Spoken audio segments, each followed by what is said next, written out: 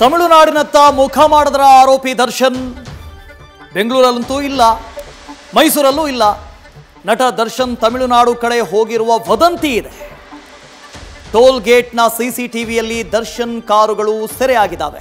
ಅದರಲ್ಲಿ ದರ್ಶನ್ ಇದ್ರ. ಚಾಮರಾಜನಗರ ಸುವರ್ಣಾವತಿ ಟೋಲ್ನ ಬಳಿ ಅವರ ಕಾರಿತ್ತು. ಆ ಕಾರ್ನಲ್ಲಿ ದರ್ಶನ್ ಇದ್ರ, ಇರಲೂಬಹುದು. ನೋಡಿ, ಅದೇ ಕಾರು ನೀವು ಗಮನಿಸ್ತಾ ಇದ್ದೀರಿ. ದರ್ಶನ್ ಅವರ ಕಾರಿದು ಟೋಲ್ನಲ್ಲಿ ಪಾಸ್ ಆಗಿದೆ. ತಮಿಳುನಾಡು ಕಡೆಗೆ ಹೋಗಿದ್ದಾರೆ. ಹಾಗಾದರೆ ದರ್ಶನ್ ನಿನ್ನೆ ರಾತ್ರಿವರೆಗೂ ಬೆಂಗಳೂರಿನಲ್ಲೇ ಇದ್ದರು. ನಿನ್ನೆ ರಾತ್ರಿವರೆಗೂ ಬೆಂಗಳೂರಿನಲ್ಲೇ ಇದ್ದಂಥವರು ತಮಿಳುನಾಡಿಗೆ ಹೋಗಿದ್ದಾರೆ. ಅವರ ಕಾರಿದೆ, ಆ ಕಾರ್ನಲ್ಲಿ ಅವರೇ ಇರ್ತಾರೆ, ಇನ್ಯಾರು ಇರ್ತಾರೆ. ಸೊ ಟೋಲ್ ಪಾಸ್ ಆಗಿದೆ, ತಮಿಳುನಾಡಿನ ಕಡೆಗೆ ಹೋಗಿದ್ದಾರೆ. ಇನ್ನೇನು ಜಾಮೀನು ರದ್ದಾಗಿದೆ, ಅವ್ರನ್ನ ವಶಕ್ಕೆ ಪಡಿಬೇಕು. ಪೊಲೀಸರು ಅದೇ ಕೆಲಸದಲ್ಲಿ ಇರ್ತಾರೆ. CCTV ದೃಶ್ಯಗಳನ್ನು ಗಮನಿಸ್ತಾ ಇದ್ದೀರಿ. ಬೆಳ್ಳಂಬೆಳಗ್ಗೆ ತಮಿಳುನಾಡಿಗೆ ಪ್ರಯಾಣಿಸಿರುವಂಥ ಶಂಕೆ ಇದೆ. ಬೆಳಗ್ಗೆ ಹೋಗಿದ್ದಾರೆ ಅಂತ. ನಿನ್ನೆ ರಾತ್ರಿವರೆಗೂ ಬೆಂಗಳೂರಿನಲ್ಲೇ ಇದ್ದರು. ವಿಜಯಲಕ್ಷ್ಮಿ ಅವರ ಜೊತೆಗೆ ಅವರ ಅಪಾರ್ಟ್ಮೆಂಟ್ನಲ್ಲೇ ಇದ್ದರು. ಆದರೆ ಇವತ್ತು ಬೆಳ್ಳಂಬೆಳಗ್ಗೆ ತಮಿಳುನಾಡಿನ ಕಡೆಗೆ ಹೋಗಿದ್ದಾರೆ. ಯಾಕೆ ಹೋಗಿದ್ದಾರೆ? ಏನಾದರೂ ಶೂಟಿಂಗ್ ಇತ್ತಾ? ಆ ಪರ್ಪಸ್ಗೆ ಹೋಗಿದ್ದಾರಾ? ಅಥವಾ ಇವತ್ತು ಬೇಲ್ಗೆ ಸಂಬಂಧಪಟ್ಟಂಥ ತೀರ್ಪು ಹೊರಬರುತ್ತೆ ಅಂತ ಅವ್ರಿಗೂ ಕೂಡ ಗೊತ್ತಿತ್ತು. ಆ ಕಾರಣಕ್ಕೆಲ್ಲಾದರೂ ಹೋಗಿದ್ದಾರಾ? ಯಾವುದೇ ಕಾರಣಕ್ಕೆ ಹೋಗಿರಲಿ, ಪೊಲೀಸರಂತೂ ಅವರನ್ನು ಬಂಧಿಸ್ತಾರೆ. ಸಂದೇಶ್ ಇದರ ಬಗ್ಗೆ ಡೀಟೇಲ್ಸನ್ನು ಕೊಡ್ತಾ ಹೋಗ್ತಾರೆ. ಸಂದೇಶ್, ತಮಿಳುನಾಡಿನ ಕಡೆಗೆ ಹೋಗಿರುವಂಥ ಸಾಧ್ಯತೆ ಇದೆ ಅಂತ CCTV ಕೂಡ ಲಭ್ಯ ಆಗಿದೆ. ಪೊಲೀಸರು ಅವ್ರನ್ನ ಹುಡುಕುವ ಅಥವಾ ಅವ್ರನ್ನ ಸಂಪರ್ಕ ಮಾಡುವಂಥ ಪ್ರಯತ್ನವನ್ನು ಮಾಡಿದ್ದಾರೆ. ಹೇಗೆ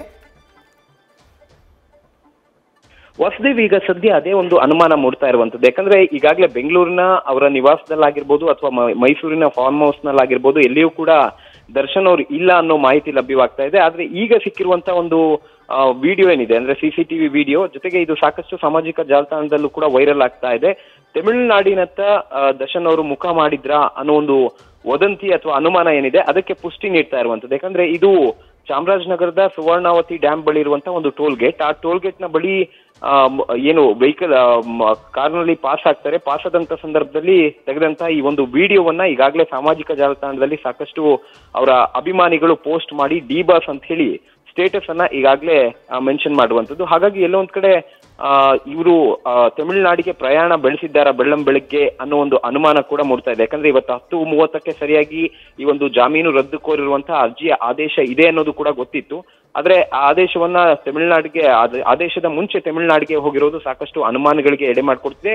ಜೊತೆಗೆ ತನಿಖಾಧಿಕಾರಿ ಜೊತೆಯಲ್ಲಿ ಇವರು ಮಾತನಾಡಿದ್ದಾರಾ ಅನ್ನೋ ಒಂದು ಅನುಮಾನ ಕೂಡ ಇದೆ. ಯಾಕಂದ್ರೆ ತತ್ಕ್ಷಣ ಅವರನ್ನ ಬಂಧಿಸಿ ಅಂತ ಹೇಳಿರೋದ್ರಿಂದ ಈಗ ತನಿಖಾಧಿಕಾರಿಗೆ ಯಾವ್ದಾದ್ರು ಮಾಹಿತಿಯನ್ನ ಕೊಟ್ಟಿದ್ರ ಅನ್ನೋದು ಇಲ್ಲಿ ಪ್ರಮುಖವಾಗಿರುವಂತಹ ವಿಚಾರ. Vasudev, okay, thank you Sandesh.